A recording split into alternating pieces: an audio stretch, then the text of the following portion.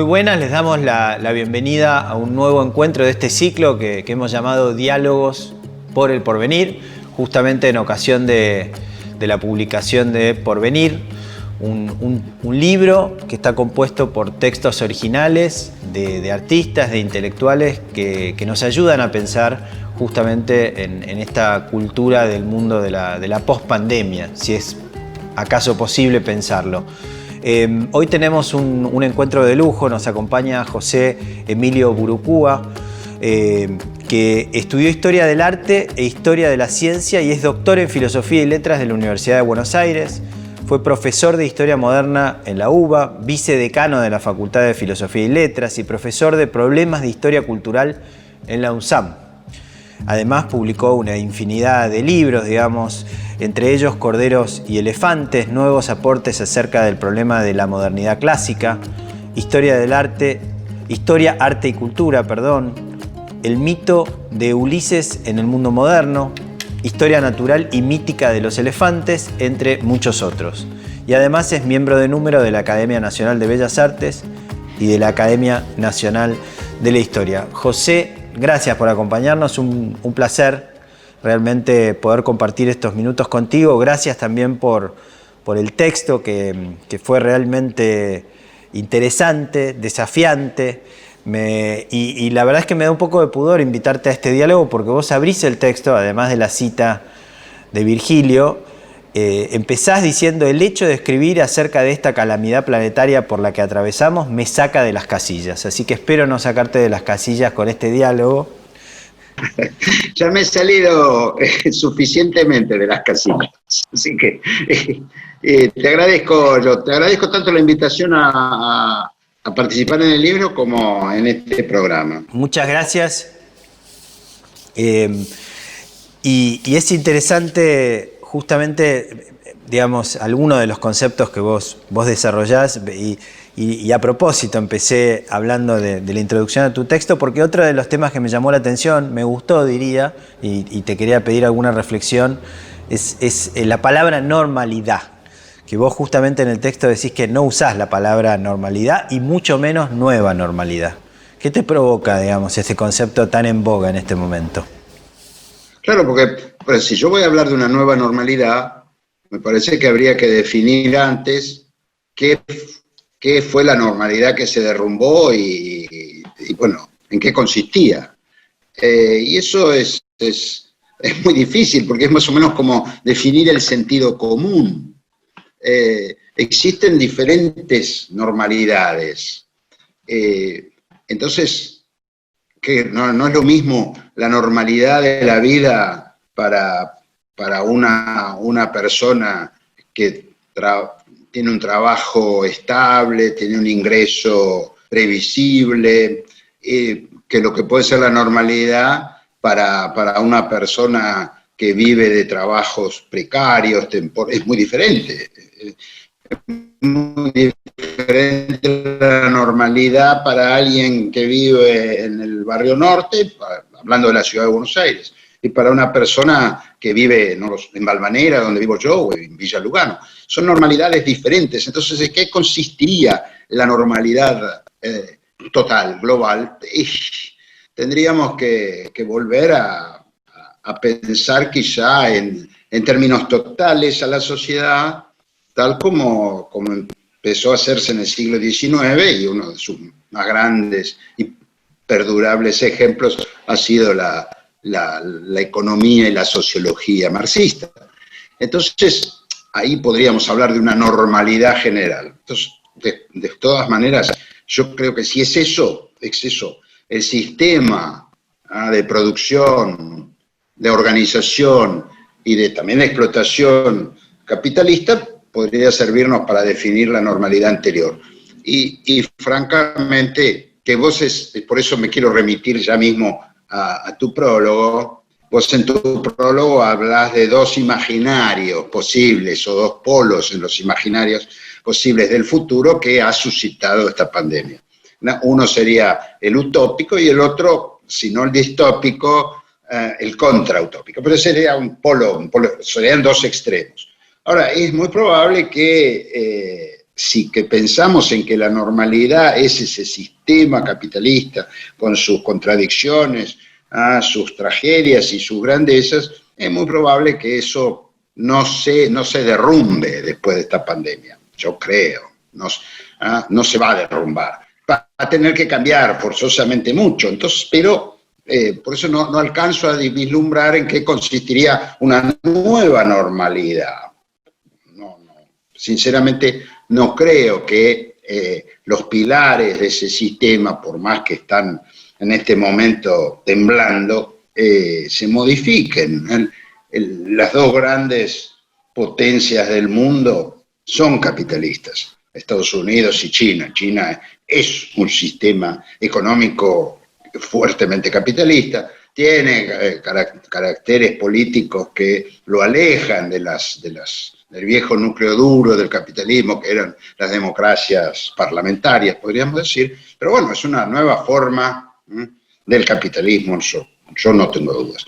De manera que la nueva normalidad no va a dejar de ser, en todo caso, capitalista. Lo que habrá, sí, es, en el caso de Occidente, un regreso a formas nuevas, ojalá que sean perdurables y más sólidas, del estado de bienestar. Eso. Es por eso que yo me resisto a usar la palabra normalidad o nueva normalidad, porque no sé muy bien de qué se trata.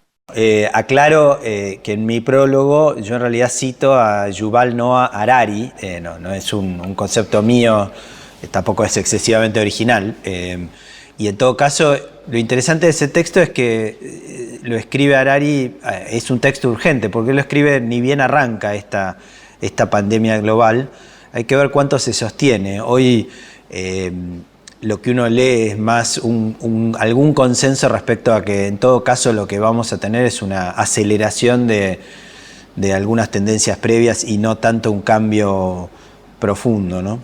Tal cual, tal cual. Hay otro aspecto, por eso esta cuestión, cuando vos planteás a partir de Harari estos dos imaginarios polares sobre el futuro, yo diría que ahí, aunque no nos pusimos los autores de acuerdo, sin embargo, podría ser una buena brújula para ver en todos los artículos y incluso llegar al epílogo, que ahí supongo que sí, que en el epílogo ha habido una coordinación o una armonía buscada, ¿no?, entre tu texto y el de Tellerman. Pero me ha interesado mucho esa cuestión de la polaridad, porque aparece en Cohen, aparece en el texto de Borovinsky, aparece en el de Vanoli, por ejemplo. Entonces, creo que más compleja en el de Vanoli, pero muy, muy, muy interesante. Entonces, creo que ese podría ser un hilo conductor de todos los capítulos de Porvenir y de los textos de todos los autores, ¿no? Esos dos polos posibles, y todas las formas intermedias, ¿no? Pero creo que es muy, muy interesante para pensar el tema del futuro, que de otra manera es siempre nebuloso, es siempre huidizo. Mejor no hacer profecías ni pronósticos, pero hablar de esa polaridad y de esas dos posibilidades y de toda la gama intermedia me parece que permite vislumbrar algo. Mira, si vos me permitís, yo te doy un ejemplo del fracaso de los futurólogos. Te permito. Un fracaso estruendoso. En el mes de julio de 1989 tuve la ocasión de ser invitado para los festejos del segundo centenario de la Revolución Francesa a París.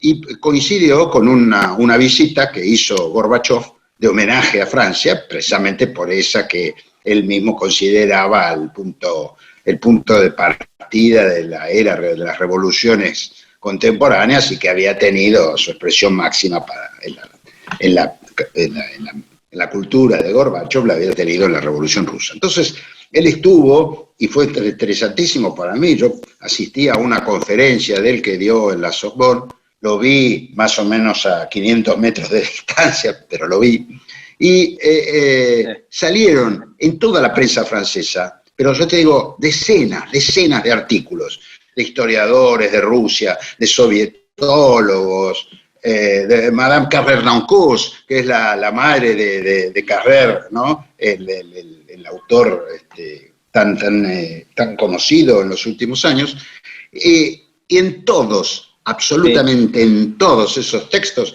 los más lanzados llegaron a decir que, bueno, el régimen soviético duraría unos 20, 25 años más. Bueno, ¿qué te puedo decir? Eran las personas que más sabían de la Unión Soviética, del Occidente, las que escribían. Ni uno solo siquiera barruntó que eso no podía o se desmoronaba. Sí, se desmoronó, empezó a desmoronarse 3 meses después, pero ni uno. Pero mira que me leí la prensa francesa completa porque me interesaba el tema y además lo había visto a Gorbachov. Pero, o sea que mejor que futurología, los historiadores, los cientistas sociales, no hagamos porque podemos llegar a fracasar rotundamente. Pocos años después todos nos enamoramos de Fukuyama y pareciera que estaba ya confirmado y firmado el fin de la historia. Y bueno, escuchaba hace poco una autocrítica de Fukuyama hace poco al respecto. Pero bueno, hablás justamente desde el rol del historiador y tu texto tiene esa característica, ¿no? El análisis de las otras pandemias, de la historia de la humanidad atravesada por las pandemias, como en todo caso brújula para el porvenir. Claro, bueno, esa vieja idea de Cicerón de la historia como maestra de la vida, ¿no? Bueno, sí, la historia no se repite, es verdad, pero hay similitudes estructurales, que eso es bueno cuando uno se enfrenta con algo tan traumático como es una pandemia, analizar cuáles fueron las respuestas de la humanidad antes. Entonces, claro, ahí creo que puede ayudarnos mucho la historia. Ser una maestra de la vida, pero no práctica. Yo no voy a aplicar esas conductas o hacer un sistema de eso. Pero sí hay que orientarnos respecto de cómo podemos vislumbrar el futuro. Sí, desde ya, yo creo. Y bueno, y un rasgo que a mí ¿cómo te puedo decir? Me ha resultado bastante devastador y preocupante, es el que no lo he puesto en ese texto, pues todavía no me había dado cuenta cuando lo escribí, es el tema de lo que podríamos llamar la organización social de la piedad, que hay algunas falencias muy grandes, sobre todo este problema de la soledad del moribundo y por supuesto después la imposibilidad de un duelo de acuerdo con lo que fueron las costumbres ancestrales, ¿no? Hay que pensar que los antropólogos consideran que uno de los momentos en que arranca el proceso de hominización es cuando esos seres que éramos los primates antropoides hace 400.000 años más o menos, empezaron a enterrar a sus muertos. Y ese sería el punto de partida. Es decir, la ceremonia funeraria es en realidad esencial para el proceso de hominización, ¿no? Como otras también, la pintura, por ejemplo, sobre todo a partir del descubrimiento de las cuevas de Chauvet y del famoso film sobre estas cuevas. Herzog. El de Fitzcarraldo, Aguirre, la idea de Dios. Herzog. Sí. Bueno, ese filme creo que ha instalado algo muy importante, que es este rasgo, ¿no? de la pintura como un factor fundamental de la humanización. Bueno, pero por eso ese es un rasgo nuevo, francamente perturbador a mi modo de ver. No, creo que es una falencia muy grande de toda la respuesta del sistema institucional y del sistema médico al tema de la pandemia, el no haber previsto cómo se iba a llevar a la práctica esto, ¿no? Este aislamiento del moribundo es una cosa espantosa. Pero bueno. Y el buen morir, ¿no? Me excede. Ahí yo lo voy a...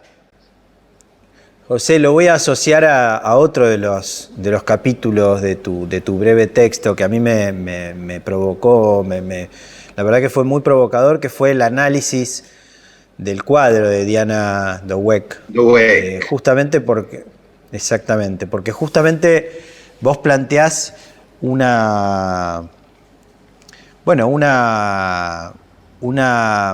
amplitud de sentidos en torno a ese cuadro, de alguna manera en contraposición con otras imágenes de las pandemias, ¿no?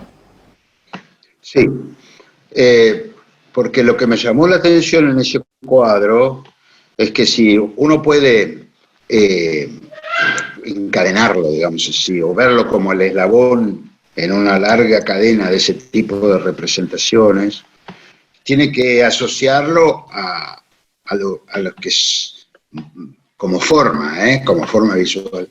Lo tiene que asociar más bien al lamento fúnebre, ¿no? Y acá estaría la tremenda paradoja, es que se supone que no es este pequeño grupo que adelanta, se supone que no es fúnebre, sino que viene para salvarnos. Y es difícil ver en esa imagen de Diana, ¿cómo podría decir? Un grupo de semejantes que vienen a salvarnos la vida. Ahí ella captó, me parece, que no sé si lo hizo de manera explícita, ¿no? o consciente, pero ella lo captó muy bien, es que ahí hay una tremenda contradicción, porque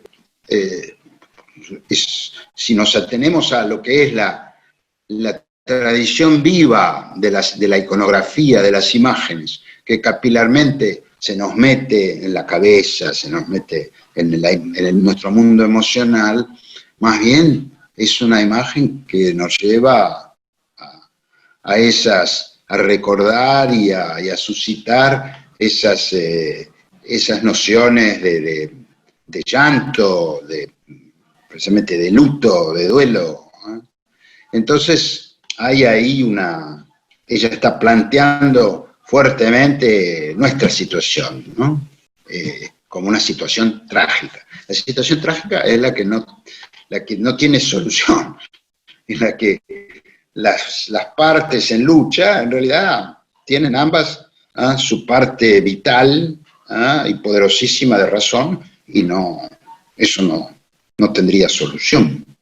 Siguiendo de alguna manera la propia estructura de tu texto, a pesar de esa mirada de alguna manera trágica, aunque con signo de interrogación respecto al efecto del cuadro, vos tenés todo un capítulo justamente dedicado a esta sorpresa de alguna manera de los animales sin miedo, tomando digamos, como patio de juego nuestras ciudades, y de alguna manera postulás además algo que digamos, en el plano de lo utópico uno podría señalar, que es esta idea del humanimalismo, pensando en una reconciliación entre la naturaleza y los seres humanos con un destino común, y por lo tanto una idea de aprendizaje de alguna manera, que ojalá así sea, ¿no? Inshallah, pero bueno, veremos si efectivamente es así o no. Totalmente, porque en realidad la explicación biológica finalmente de la pandemia lo que ubica es en la relación del antropos con la naturaleza, y en particular con los animales, estaría el punto de partida de la extensión del morbo, la extensión de la enfermedad. Entonces me parece que ahí hay un llamado de atención acerca de cuáles son y cómo debemos replantearnos nuestras relaciones con el mundo animal, ¿no? Cuando uno pasa por esos feedlots en los que son alimentadas los vacunos, o cuando pasa uno por un criadero de pollos, realmente si uno enfrenta eso, tendría que ser un desalmado si no se da cuenta del dolor que estamos provocando en las especies animales. Es una cosa espeluznante ver a los pollos de criadero y verlos, lo que son esas miradas completamente, ¿cómo te puedo decir? Llenas de un desasosiego animal, ¿sí?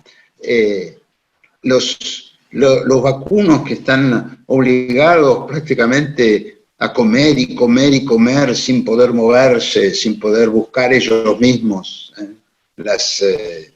la hierba, que yo debo suponer que les gustan algunas más que otras, y que lo saben muy bien, quizá mejor que nosotros. Entonces, ver eso, ¿cómo no nos hace pensar en el dolor animal que nosotros estamos provocando? Eso es algo que tenemos que revisar. No es posible que sea así, o que no tengamos una conciencia clara de que eso tiene que cambiar. No. Porque son nuestros compañeros en este viaje planetario que hacemos, ¿no? Bueno, hay una cosa que siempre me ha llamado la atención, es el ritual que hacían ciertos pueblos de Siberia antes de salir a cazar a los animales de los que iban a alimentarse y que tenían que cazarlos para eso, no tenían que sobrevivir. Había un ritual en donde se pedía por anticipado perdón al animal que iba a ser cazado y comido, ¿no? Bueno, nuestra relación con los animales tiene que estar, me parece a mí, impregnada por ese ejercicio de comprensión de ese dolor ajeno y nuestro compromiso a paliarlo, a evitarlo en lo posible y a paliarlo cuando no hay más remedio, ¿no? No soy un vegetariano, pero de todas maneras tengo que reconocer, ¿verdad? Ese reclamo de los vegetarianos tiene que ser asumido, ¿no?